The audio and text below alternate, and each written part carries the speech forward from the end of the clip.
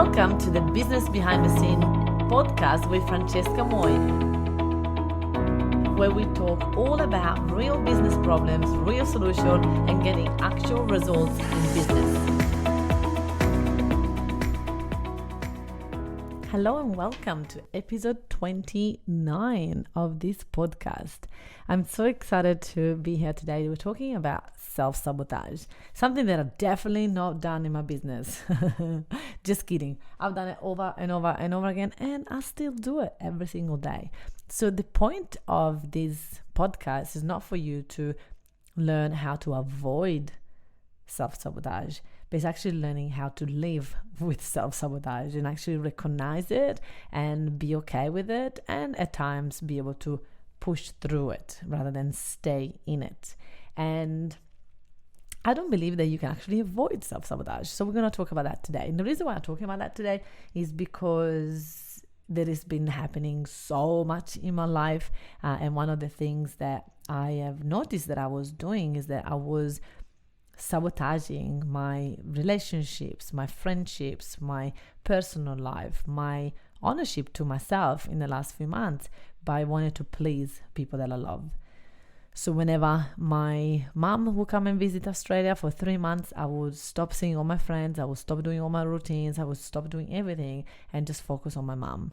And it's, coming from a place of love, but that it creates resentful. I will get resentful. I will get annoyed. I will feel like I better be by myself, because when there's people around me, I get nothing done and I don't do anything and all of that. But the thing is, nobody ever asked me to stop doing my routine, to stop doing my things. And I've done that with the dog. I've done that with my mom, with my dad, with my boyfriend, with my anything that I would do new with my business. And so then I became really resentful against my business, and that is sort of a way to run away from myself and putting all my energy into someone else, and it just doesn't work.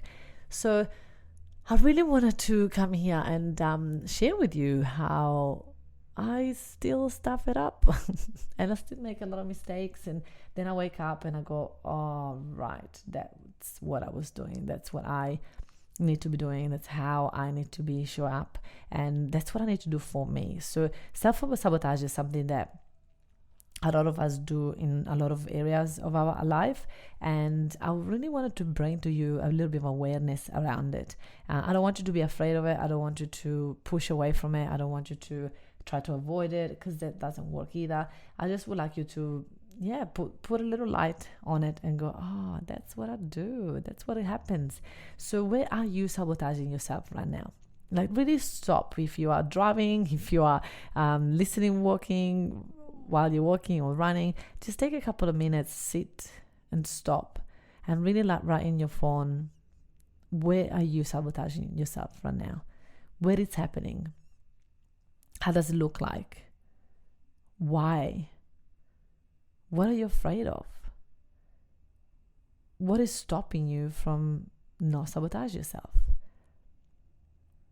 And those questions would really help you to get awareness of, oh, I'm sabotaging this because I'm afraid of getting hurt. I'm afraid of getting too much done. I'm afraid of success. I'm afraid of being alone. And you will see that whatever you're afraid of, you're actually creating it. Because that was me. Actually, it's still me. I do that a lot still. And so the last few weeks, I realized that I wasn't being me. I was changing me to please other people, and other people didn't want to be pleased that way anyway. So I wasn't doing a favor to nobody. And I realized that I have to go back to have a life that I used to have. I have to go back to have friends and organize my weekends away and have a hobby, instead of just waiting around for people to organize my personal life. And this is something that, as a business owner, I do that a lot. Like in the business, everybody does stuff for me. So then when I go home, I'm like, what's going on? Like, why things are not getting done around here? Why do I have to organize stuff? Why do I have to organize dinner? Like, legit. And so that attitude wasn't serving my relationship, wasn't serving my business, because then obviously I was coming tired and exhausted into my business. It wasn't serving my friendships, and it wasn't serving, most of all, my soul. I was losing myself into self-sabotage. I was losing myself into not wanting to have friends, or the excuse that I don't have time for friends. But that was bullshit, and it's not true. And if you're saying that to yourself, no matter what your circumstance, you can find time for friends, you can find time for people, you can find time for your hobby. There's always a way. There's always a way. And so I really wanted to bring it. So in business, we do sabotage a lot. In business, we do sabotage a lot for various reasons. And again, I would like you to really sit down and have a look and what's triggering the self-sabotage, what's happened, what has to happen in your business for you to start to sabotage it. So what I feel that a lot of my clients go through, and I created a little graphic about it because it was so powerful how so many people do that. So they start feeling like, I don't know if I can do this. So there's a lot of self-doubt into the brain, and they don't know if they can do it. They don't know if they can achieve something. They don't know if there's something is going to happen. And there's a lot of self-doubt, and some people don't even move from self-doubt and just stay there, and that's the ultimate sabotage, right? But some people do give it a go, and when you give it a go, you take action, you might get results, or you might not. And if you don't get results, then you probably go back to self-doubt and you just stay there, right? But if you do get results, then you probably get overwhelmed. You probably go, oh, now what? Now what's going to happen? Now what am I going to do now? And when you get overwhelmed, it doesn't really feel good, right? So the overwhelm comes not from the result. And that's what a lot of people think. Oh, I'm feeling overwhelmed because I got results, so I'd rather go back to self-doubt and self-sabotage, so just stay there. Instead, what I would offer is that if you can just think about, you got results, and when you got results, then you start to think the thought, I'm too busy, there's a lot to do, I'm never going to get this done. There is so much more. This is never going to slow down. So any of these thoughts are going to make you feel overwhelmed. It's not having results that's going to make you feel overwhelmed. Nothing can make us feel anything. It's only our thought that will do that. I'm learning this from Brooke Castillo. It's such a beautiful concept, and it's so powerful because we often do that. We often say, oh, because of that happened, this is how I'm feeling. Instead of saying, actually, what happened is neutral. I got result, it's neutral. But then from there, I think the thought that then make me feel overwhelmed. And so again, when you're overwhelmed, you can think two different thoughts. One could be like, okay, I'm just going to keep pushing through, and I'm going to keep going ahead, and I'm going to then become to having self-belief, which then leading to being sold out. Or you can decide to think the thought that it's too much, and you start to doubt yourself, you start to have disbelief, and that's when you start the sabotage journey. That's when you go, right, I'm not cut for this, and this is where the thought create the feeling of wanting to give up, create the feeling of, I just need to sabotage this. And that's when you go back to self-doubt. Now, this self-doubt to sold out, or self-doubt to sabotage path, is very, very subtle. It's such a fine line to go from overwhelm to sabotage, or overwhelm to sold out. It's not guaranteed.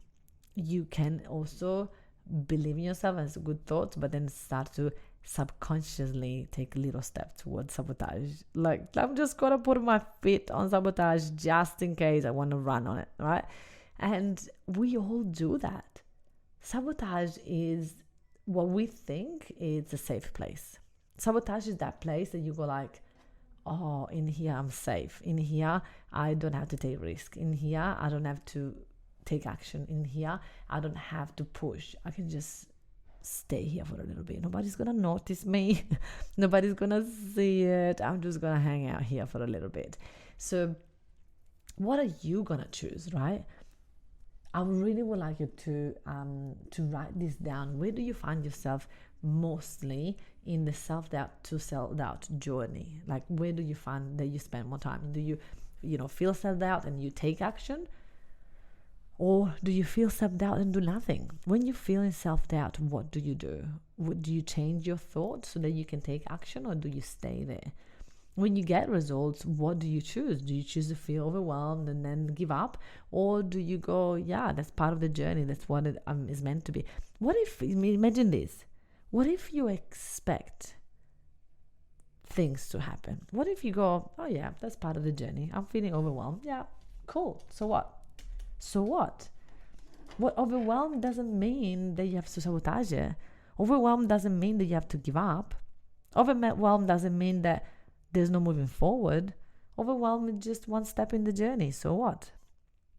If you start to question, because a lot of people come to me in my calls and they're like literally, oh my God, FM, I'm feeling overwhelmed. I'm like, yeah, okay, so what? And at least you get curious. It's not judging, it's not being condescending. It's like, so what? What does that mean to you? What are you making it mean? And why are you choosing to think that? Why are you choosing to think that overwhelm is something negative? I have been thriving on overwhelm for years. When every time I felt overwhelmed, I was way more productive. So I would actually search for the feeling of overwhelm because it will make me to be more productive.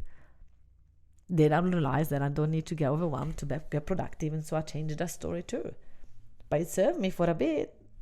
So what part of overwhelm is serving you? What part are you enjoying about that? So what? That is key. If you get awareness around all of that, you are going to be able to do so much more, right? You're going to be able to do so much more in your business and in your life, because this journey is not just in business, it's actually in life. And instead of saying from self-doubt to sold out, in your personal life will be like from self-doubt to momentum, to being happy, to abundance, to whatever it is, right? So are we allowing circumstance to stop us from achieving what we want to achieve? I have done it many times, and I know that I will still do it. So think about it. If you're thinking that you're not sabotaging yourself, think about this. What are you afraid of? What part of sabotage scares you? Because a lot of us don't see sabotage. Sabotage can be very sneaky, and they can just pass by and just go, no, I wasn't sabotaging myself. I really think that. Or I really don't want to do that. But why? What if that thing that you're not wanting to do would be the absolute number one thing that you could do to get results? What if that was the case? How would everything change for you if that was the case? What if that thing that you are terrified of doing, or that you, not maybe terrified, because sometimes we don't even realize that we're terrified. What if that thing that you really don't want to do is the actual thing that will get you results? Then if you had guarantee that you get results, would you go ahead and do it, even if you feel overwhelmed, even if you feel self-doubt, even if you feel not good enough? So why do we do that? Why do we self-sabotage? We probably do that because, as I said before, it's safe and it's not taking risks. And so I just choose that, right? How often do you sabotage yourself? How often is it, and what triggers it? That's my favorite question, is like, what triggers self-sabotage? So I think of that, and this is something that you might resonate with. So I lose about a couple of kilos, and then I'm like, oh yeah, now I'm happy with my weight, I can eat something. And then I go to eat something and that creates a habit, and then I eat something naughty for the next couple of weeks. I put on my 2 kilos that I lost, and then I go, oh damn it, and then now I need to start from scratch, and I need to get off sugar. I need to restructure my body in a way that I need to do that effort again. And then I get good, and a couple of weeks later I lost my 2 kilos again, and I'm like, oh. Or sometimes I even get to my goal, I get a little bit of result, and I go, oh, I can eat some chocolate today, I've been so good, I've got results already. So that pattern is like, it used to be, and maybe it still is that I loved to solve stuff. I love to solve problems. And so as I get results, I'm like, oh yeah, I can sabotage, I'll solve it again. But then that is not ultimately serving my ultimate results. I'm never going to get to results if I keep sabotaging along the way. If as soon as I get a little bit of results, I give up on my commitment, right? How many times we do that in business, in relationships, in love, in life, in food, in health, in exercise?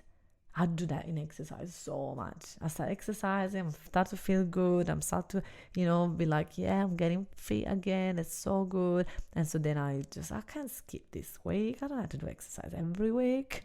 And that's when it stops my routine, and that's when I sabotage, and that's when it all stops. And then after 3 months, I'm like, oh, I need to exercise again. And now you exercise from a place of pain, moving away from pain rather than going towards pleasure. So which one are you? When you sabotage yourself, is it because it's not painful enough, and so you just start to slow down on what results you were getting? I've done that so many times. What about relationships? So many times we do that in relationship, right?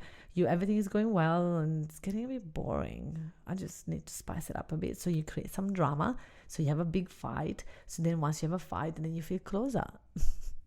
Fascinating, isn't it? Well, you don't feel closer while you're fighting, but once you've made up, then you go, oh yeah, we're so in love. Is those sabotages, why are they happening? Is it because you want more excitement in your life? Is it because we want more drama? Is it because you want, what type of feeling are you subconsciously looking for when you sabotage yourself? And I ask myself that question a lot, and it's really helping to see sabotage before it happens, right? And so when you see it before it happens, then you can change it. So how to avoid sabotage? Well, awareness. You don't really want to be afraid of it. You don't want to be like running away from sabotage and be like, I don't want to sabotage myself. Because the more you think about that, the more you're going to sabotage yourself. But it's more of like, okay, well, this is my pattern. I noticed that when I want something, I go for it. And as I started to get results, I usually sabotage it. So what if I trick my brain and I make the goal bigger, or I make the I'm more strict with myself, or I say, okay, I'll have a treat tomorrow, and you just push that reward a little bit further every day. So then you start not to have it. When I stopped smoking cigarettes, that's what I was doing. Every time I want a cigarette, I'm like, okay, well, I'll have one tomorrow. If tomorrow morning I still feel like it, I'll have one. And then the day after, I'm not even thinking about it. And then throughout the day, I would like, oh, I want a cigarette. I'm like, okay, if tonight I still want a cigarette, I will have it. So I will just allow myself to still play in that brain. And I know that a lot of you are like, what? You used to smoke? Yeah, I used to smoke. And I'm not proud of it, but I'm also not ashamed of it, because it was part of who I used to be. And I did that for many, many, many, many years. And then I realized that I wasn't congruent with what I teach and what I do. And so I gave up about 5 years ago, and it's been the best decision I ever made.